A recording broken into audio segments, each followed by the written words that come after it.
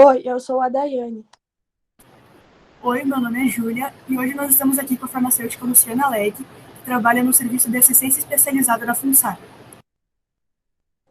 Iremos realizar uma importante e rica conversa sobre infecção por HIV e AIDS.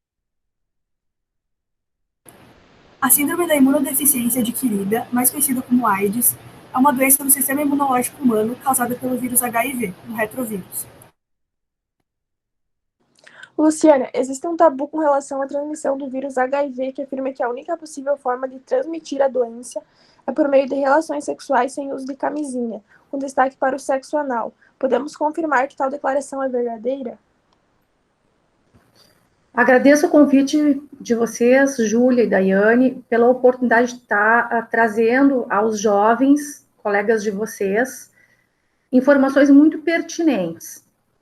Com relação às vias de transmissão, embora seja a principal via de transmissão para pessoas com mais de 13 anos, a relação sexual, né, hoje no Brasil a gente pode dizer que mais de 80% dos casos existentes são por essa via de transmissão. A transmissão sanguínea, ela pode acontecer de várias formas, né? Como compartilhamento de seringas, como a transmissão vertical, quando é da mãe para o nenê. Também pode acontecer na transfusão sanguínea. Hoje em dia, a proporção de usuários de drogas injetáveis vem diminuindo. Né? Em 2018, que foi o último dado estatístico apresentado pelo Ministério de Saúde, está em torno de 2%, e a transmissão vertical também tem diminuído. Então, a transmissão sexual é a principal via de transmissão, mas não é a única. Para uso de informações, quais as condutas conhecidas popularmente de forma errônea não são consideradas formas de transmissão? As pessoas têm muito preconceito com as pessoas que vivem com HIV, né? Então, faz com que elas tenham um comportamento de exclusão dessas pessoas, das suas famílias, dos seus círculos de amizade. O vírus HIV, ele não é transmitido pelo ar, nem em abraço, nem em beijo, nem numa roda de chimarrão. O compartilhamento de copo, talher, louça, não provoca transmissão. Tem realmente que haver o contato sanguíneo. Havendo a exposição ao vírus, há alguma forma de se prevenir o contágio? Sim, há várias formas. A gente chama isso de prevenção combinada. Vai desde o diagnóstico dos positivos e o tratamento dessas pessoas para que elas tenham a carga viral indetectável, e aí elas passam a não transmitir mais a doença, até os métodos mais tradicionais, como o uso de barreira física, como a camisinha, e também, mais focado na tua pergunta, o tratamento profilático, que consiste no uso de alguns antirretrovirais específicos, que têm poucos efeitos adversos e são seguros, para evitar que haja o contágio. Existem dois métodos, a PEP, que é a profilaxia pós-exposição, e a PrEP, que é a profilaxia pré-exposição. Falando sobre a PrEP e a PEP, qual a diferença entre esses dois termos? Bom, como eu já tinha dito, a PEP, ela é pré-exposição. Desculpa, pós-exposição, me confundi. A PEP é pós-exposição, e esse tratamento ele pode ser feito após que essa exposição tenha ocorrido, num período de até 72 horas. Quais são os tipos de exposição? Por exemplo, uma relação sexual desprotegida, consentida ou não, ou um acidente com material biológico. E esse tratamento ele vai acontecer por 28 dias. Depois de 28 dias e um conjunto de exames que são realizados nesse período, a pessoa vai repetir somente os exames em 60 dias após o fato, né? E aí, então, ela vai estar liberada, acabou o tratamento. A PrEP é diferente, né? ele é feito de forma preventiva antes de acontecer a exposição. Esse tratamento é ofertado pelo Ministério da Saúde para algumas populações-chave, tá? Como, por exemplo, profissionais do sexo e parceiros de pessoas que vivem com HIV, que são sorodivergentes, que são pessoas negativas. Homens que fazem sexo com outros homens, mulheres trans, entre outras populações, que têm mostrado um risco maior de transmissão. Tá? É um tratamento mais prolongado, ele é continuado. Tá? A pessoa, ela é avaliada periodicamente para ter acesso ao tratamento, ela realiza exames periódicos também, e a expectativa que se tem é que, com esse tratamento, essa pessoa vai melhorar o seu autocuidado. Tá? Há pessoas que fazem PrEP por um período, e aí, então, elas se convencem que tem que usar outros meios de prevenção e acabam não fazendo mais a PrEP. É um método bem interessante. Tá? Aqui em Santa Rosa, a PrEP é feita no serviço de atendimento especializado. Já a PEP, ela está disponível, inclusive, na UPA. Então, quando houver uma exposição fora do horário normal de trabalho do serviço público, a pessoa pode ir até a UPA, colocar o fato, como é que aconteceu a exposição, que vai ser avaliada, e o medicamento vai ser oferecido, se estiver dentro do protocolo de atendimento. Bom, como tu citou anteriormente, o vírus pode ser também transmitido de mãe para filho durante a gravidez, a amamentação ou até mesmo no parto, na chamada transmissão vertical. Qual a orientação adequada para as mulheres portadoras do vírus quando grávidas? Eu diria que isso é um pouco mais complicado do que as mulheres portadoras do vírus. Tá? Hoje, para os profissionais de saúde, o grande problema, a preocupação, é com mulheres que não vivem com HIV e não se protegem durante a gravidez ou a amamentação, pois essas podem contrair em qualquer momento, através do parceiro sexual, tá? E passarem pela fase aguda da infecção, e isso aumenta o risco de transmitirem ao bebê. Tá? As mulheres que são parcerias de homens positivos, os riscos são ainda maiores, e os cuidados precisam ser maiores também, redobrados. Além do uso da proteção física, que a gente recomenda, que é a camisinha, tá? E da garantia de que o parceiro tem adesão ao tratamento, tá? Pode-se usar a PrEP, tá? Para ter certeza que essa mulher não vai se contaminar durante a gestação. E aquelas mulheres que vivem com HIV, que foi a pergunta que tu me fez, tá? Normalmente elas já estão tranquilas, habituadas com o tratamento, elas, via de regra, têm uma adesão boa, tá? Já não tem mais carga viral circulante, tá? Se elas usarem a medicação corretamente, vão permanecer com a carga viral não detectada, e o risco, então, é praticamente nulo de transmitir para o bebê. Tá? Inclusive, as mulheres que vivem com HIV e têm um tratamento correto, elas podem fazer um parto normal, podem optar por essa via de parto. Não precisa ser cesariana, não, se a carga viral estiver não detectada. Tá? Durante o pré-natal, tanto para as mulheres que vivem com HIV como para as que não vivem, são feitos muitos exames. Tá? E o teste de HIV durante a gravidez é feito em vários momentos. E também se recomenda a testagem do parceiro. Esse teste, além de ser feito na gestante durante o pré-natal, é feito na maternidade na hora do parto, em todas as mulheres. Inclusive aquelas que são de convênios ou particulares, não é só para o SUS, é para todas as mulheres. E o parceiro também é convidado a fazer o teste. Tá?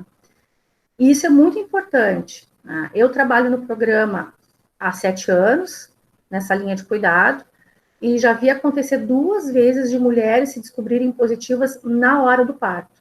E aí a gente consegue proteger a criança, a gente faz a profilaxia da criança, né? E isso garante que ela não vá se infectar com HIV.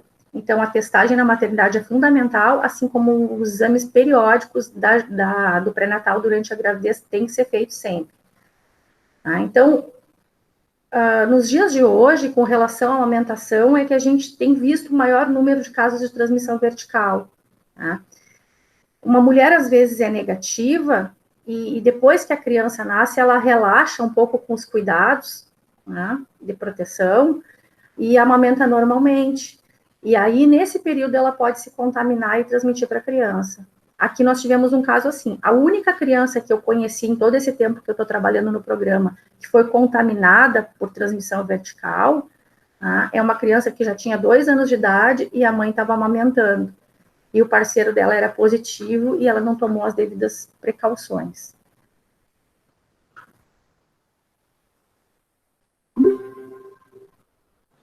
Então, Luciana, como comentado anteriormente, o vírus HIV é classificado como retrovírus, ou seja, é um parasita intracelular obrigatório que possui material genético tipo RNA e a presença da enzima transcriptase reversa, responsável pela replicação do material genético a fim de produzir DNA.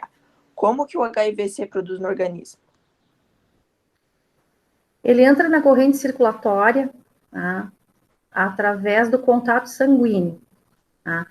Na relação sexual, isso é muito frequente, porque no atrito da relação, existem microfissuras da pele que fazem com que facilite a entrada desse vírus. Inclusive, esse é o motivo da mulher ser mais vulnerável, tá? Porque a mucosa do canal vaginal, ela é muito frágil, tá? E esse também é o motivo da transmissão ser maior no sexo anal, porque é onde tem mais lesão.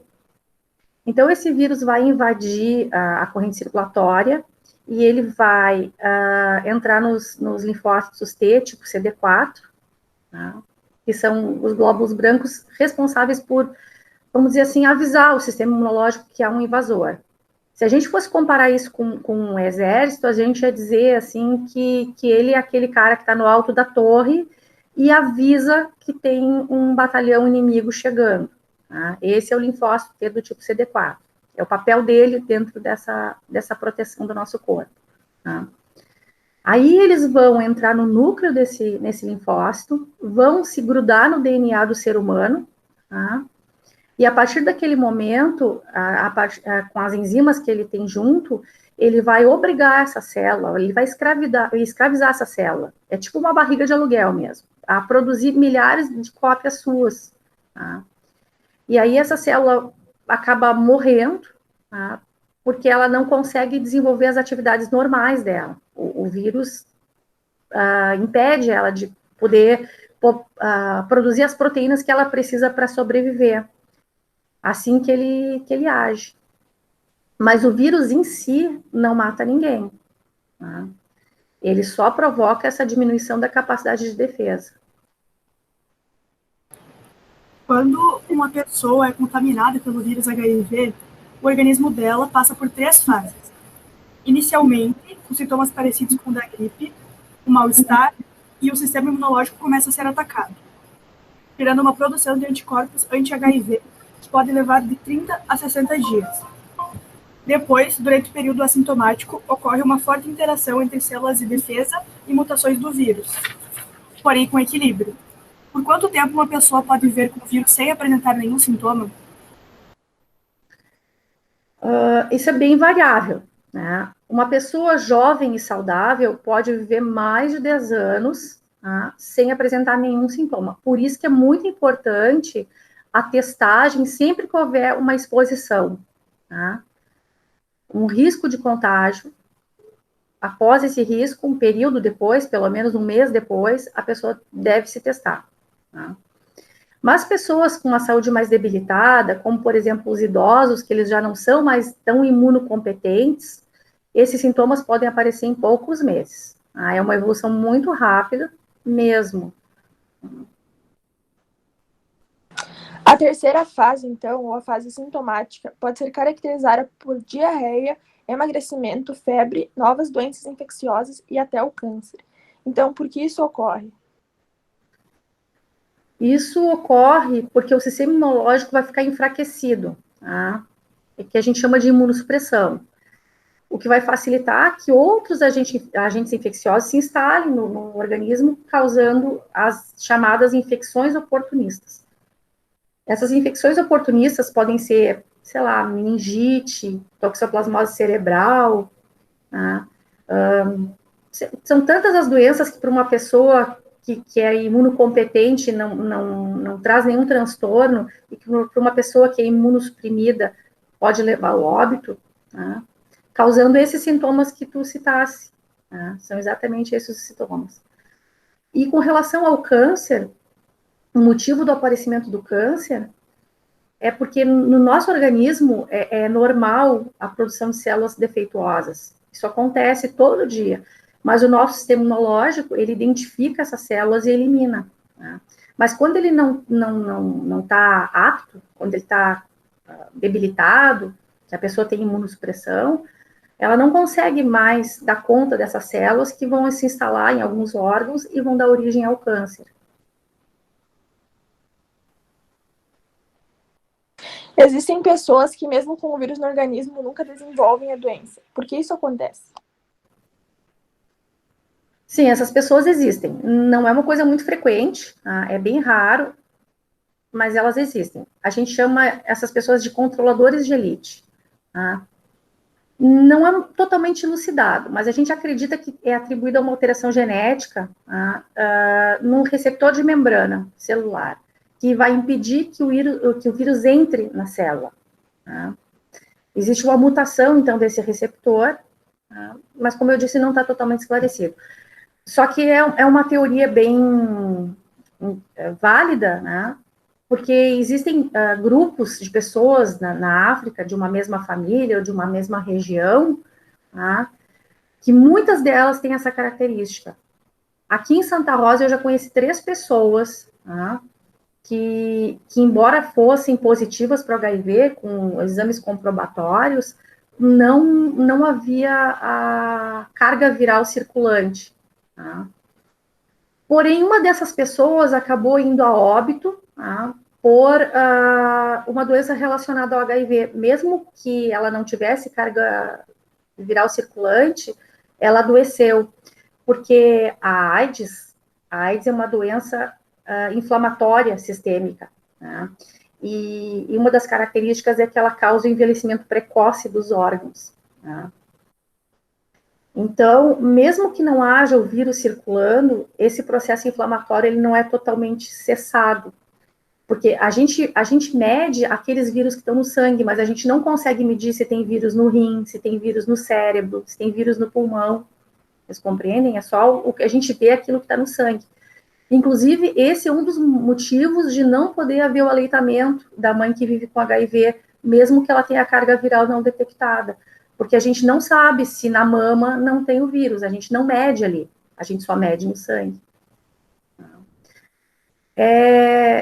Essas pessoas, elas são muito importantes para o desenvolvimento do tratamento novo, para a evolução do tratamento da pessoa que vive com HIV. Elas são muito estudadas em razão disso. Em relação ao tratamento, a gente sabe que a AIDS é uma doença que não tem cura. Então, como é feito esse tratamento e qual a importância de começar ele o quanto antes? Há alguns anos atrás, era um tratamento muito difícil, porque existiam muitos efeitos adversos, eram muitos medicamentos, a pessoa tinha que tomar muitos medicamentos durante o dia, sei lá, dezenas de comprimidos. Hoje, o tratamento é muito simples. O tratamento que está preconizado no protocolo como inicial, né, a primeira linha de tratamento que a gente chama, ele é composto por 2 comprimidos. Um deles tem o dolutegravir, que é um medicamento bastante novo, e o outro comprimido tem tenofovir e lamivudina, que são medicamentos um pouco mais antigos. Tá? Os efeitos adversos que essas drogas causam são muito poucos, que a gente conhece. Tá? Então, a princípio, praticamente nenhum. No SUS, a gente faz o monitoramento desse tratamento e toda vez que a pessoa vem buscar medicamento, a gente tem que perguntar para essa pessoa se ela sentiu alguma alteração e registrar no sistema informatizado que a gente usa para dispensar esses medicamentos. Então, o Brasil tem feito um trabalho muito bom de farmacovigilância, que a gente chama, que é o controle dos efeitos colaterais que acontecem após o registro do medicamento, com relação ao dolutegravir. Tá? Então, normalmente, o tratamento é composto por 3 antirretrovirais de categorias diferentes, tá? Que são tomados por via oral, como eu falei, e esses medicamentos vão agir em fases diferentes da replicação viral, e vão impedir, então, essa multiplicação. Tá? Cada um desses antirretrovirais, como eu falei, tem um mecanismo de ação diferente. Tá? Uns vão inibir a protease, outros a transcriptase, e o dolutegravir, que é esse mais moderno que eu citei, ele vai inibir uma enzima chamada integrase. Tá? É isso daí, é um tratamento bem legal. Tá? E a importância de descobrir o quanto antes, tá, do ponto de vista individual, para cada pessoa. Tá? Quando essa pessoa descobre, ela nunca vai ter AIDS. Tá? Ela vai ser uma pessoa portadora do vírus HIV, mas ela nunca vai adoecer, nunca vai ter AIDS. Tá? Então, ela não vai ter as doenças decorrentes dessa imunossupressão. Tá? E do ponto de vista coletivo, tá, de sociedade, quando a gente trata uma pessoa cedo, essa pessoa deixa de transmitir para outras pessoas, e isso vai diminuir muito o número de infectados. A gente vai ter uma queda no número de pessoas infectadas, tá? E isso é bom, tá? Porque quanto menos pessoas infectadas, menos pessoas vão adoecer e menos pessoas vão morrer. Tá? A gente sabe que o vírus da AIDS, ao longo do tempo, vai sofrendo mutações e mudando suas características, certo? Então, como isso afeta no tratamento da doença?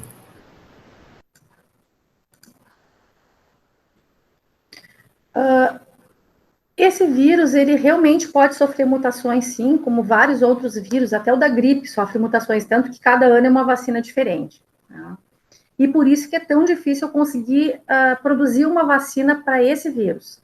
Tá? Por essa razão, e também porque ele se hospeda em lugares onde o medicamento não consegue ter acesso, tá? E ele se une ao DNA humano. Tá?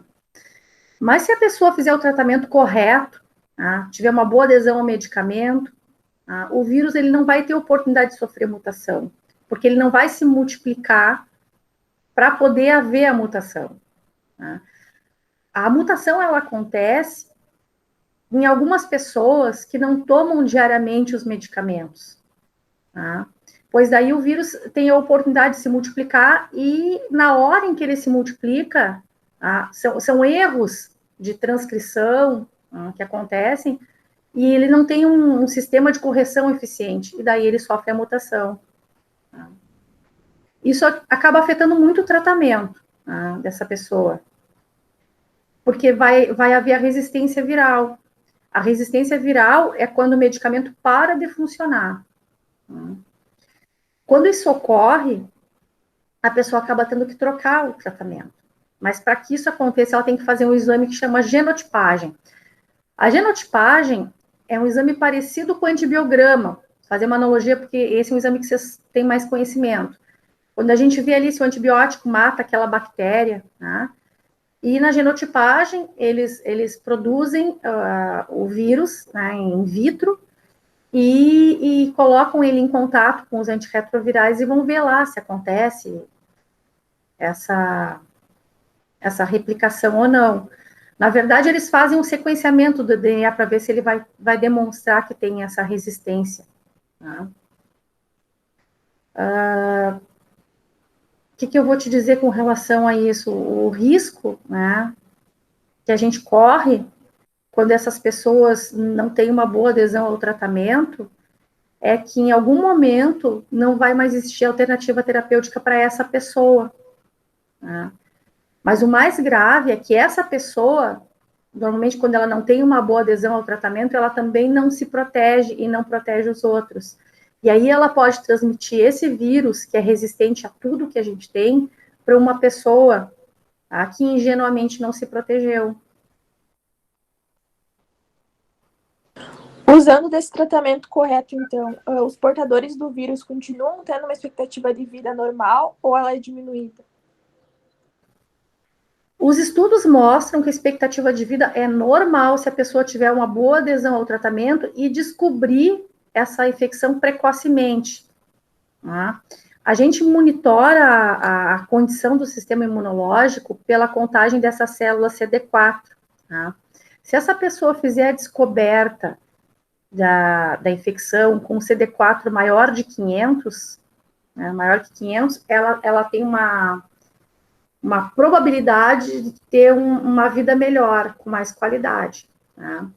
Existe até um estudo que foi feito algum tempo atrás, na Europa, que demonstrou que as pessoas que vivem com HIV chegariam a ter uma expectativa de vida ligeiramente maior do que o resto da população. Eles atribuem essa possibilidade à mudança de hábitos de vida dessas pessoas, tá? Porque elas aumentam seus cuidados em saúde, tá? Tanto porque elas procuram atendimento profissional, mas como elas mudam as suas práticas, elas aumentam o autocuidado, elas passam a se proteger, muitas delas param de consumir droga ou usar bebida alcoólica, muitas delas passam a fazer atividade física, mudam seus hábitos de vida para mais saudáveis, começam a se alimentar melhor. E isso, então, nesse estudo feito, se percebeu que poderia ter uma melhoria da qualidade de vida e o aumento da expectativa dessa vida. E se uma pessoa opta por não se tratar? Em quanto tempo a doença pode levar ela a óbito? Isso é bem subjetivo, né? Não existe, assim, um prognóstico de quanto tempo exatamente essa pessoa vai ir a óbito. O que a gente sabe, tá, é que depende da condição de saúde daquela pessoa no momento da infecção. Se for uma pessoa jovem, saudável, que não tenha nenhuma outra comorbidade, pode levar anos. Tá? Mas se for uma pessoa mais frágil, tá, que tenha outros problemas de saúde, tá, o óbito pode ser muito rápido, tá, pode ser em poucos meses. Tá? Mas a única certeza que se tem, tá, é que ela vai chegar ao óbito se ela não se tratar. Tá? E não é muito legal esse óbito. Vocês podem acompanhar, assim, a vida de uma pessoa que vive com HIV num filme chamado Filadélfia. E aquele filme, então, mostra a história, até o Tom Hanks, que é o protagonista do filme, mostra a evolução da AIDS naquele casal, é um casal homoafetivo, é o Tom Hanks e o Antônio Bandeiras. É um filme muito bom. A trilha sonora também é muito boa, eu recomendo que vocês assistam. E aí mostra, assim, como é sofrido. A pessoa pode morrer rapidamente com uma pneumonia, ou ela pode evoluir até ter um quadro de demência, senilidade, é bem complexo. Então, assim, ó, é importante que a pessoa procure assistência o mais rápido possível quando ela tiver o conhecimento do diagnóstico, para não passar por todo esse sofrimento. Porque ninguém precisa morrer de AIDS hoje em dia, não há necessidade. O tratamento é muito eficaz, só não cura, mas trata. Que nem diabético, que nem hipertenso, que também não conseguem ser curados, mas são tratados. É uma doença crônica, né? Até o fim da vida, por enquanto, a pessoa vai ter que conviver com ela e vai tratando, e vai viver bem. Né? E para finalizar, então, Luciana, quais são os principais métodos de prevenção da AIDS que tu indicaria? Como a gente já falou nas perguntas anteriores, a gente tem uma política de prevenção, né, e a gente chama isso de prevenção combinada. Essa prevenção ela vai abordar vários âmbitos, vários fatores, que vão desde aqueles biomédicos, que é com questão de saúde, uso de preservativo, uso de medicamento, até os psicossociais. Porque essa infecção, ela tem um estigma muito grande. Né? Então, as pessoas não gostam muito de estar falando disso ou de estar se testando. Então, a gente tem que melhorar a educação, né, o conhecimento das pessoas sobre esse assunto, para quebrar esse estigma, para mostrar que as pessoas que vivem com HIV são pessoas como qualquer um de nós, né, e assim, parando de ter preconceito, essas pessoas vão começar a se cuidar mais, né, e vão usar o preservativo, vão não ter relações com parceiros desconhecidos, elas vão mudar o seu comportamento no momento em que elas entenderem que essa infecção pode chegar até elas. Tá? Individualmente, então, a melhor forma de prevenção é, sem dúvida nenhuma, o uso da proteção nas relações sexuais. Tá? E caso aconteça uma exposição, o uso da PEP é muito eficiente. Tá? A testagem regular, ela deve ser feita sempre que houver uma exposição, tá? Porque caso venha a ter um resultado disponível, vai se iniciar o tratamento imediatamente. E o tratamento iniciado imediatamente é também uma forma de prevenção, tá? Porque tu vai estar infectado com HIV, mas tu não vai ter AIDS. Então, tu vai estar prevenindo a AIDS, não vai adoecer.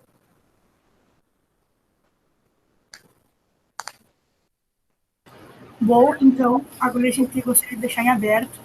Para ti, Luciana, se tiver alguma consideração a mais para fazer. Tenho sim. Tenho, que eu acho que é a mais importante de todas, tá? As pessoas que eu recebo, que estão iniciando o tratamento, têm sido muito jovens.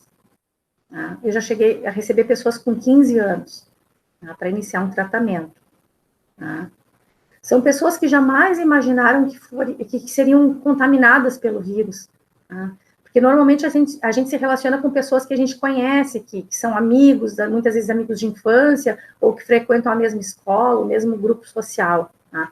Então, a gente imagina que essas pessoas não vão nos transmitir um vírus tão grave. Só que isso acontece. Isso acontece. Então, a mensagem que eu deixo para vocês é: não sejam preconceituosos, porque o maior sofrimento das pessoas é o preconceito. Tá? E não sejam preconceituosos para vocês também se cuidarem, porque quando a gente tem preconceito, a gente acha que com a gente vai acontecer, porque a gente é estudante, porque a gente tem uma família boa, porque a gente é trabalhador, porque a gente é limpo, tá? A gente não usa droga, então não vai chegar até nós. E isso é preconceito, porque pode chegar até nós, sem nenhuma dúvida pode chegar. O maior número de casos que eu tenho aqui não é de homossexuais, tá? É de homens heterossexuais, tá?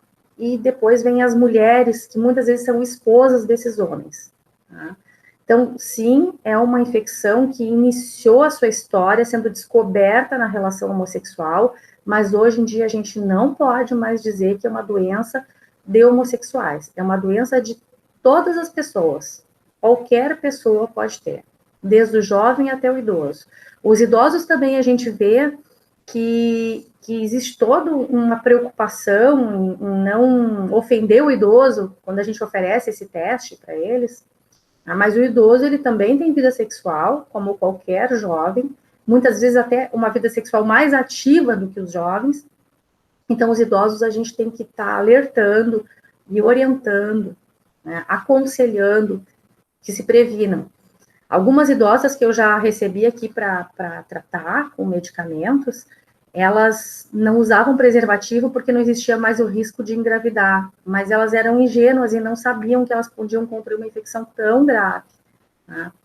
Então, fica a dica para que vocês conversem com as famílias de vocês, passem para os avós de vocês, para os tios, para os pais, essa conversa que a gente teve, e esclareçam eles de que não precisa ter medo dessas pessoas, elas não vão infectar por simplesmente estar no mesmo ambiente, ou por estar tomando um chimarrão junto, e que qualquer um de nós pode se contaminar.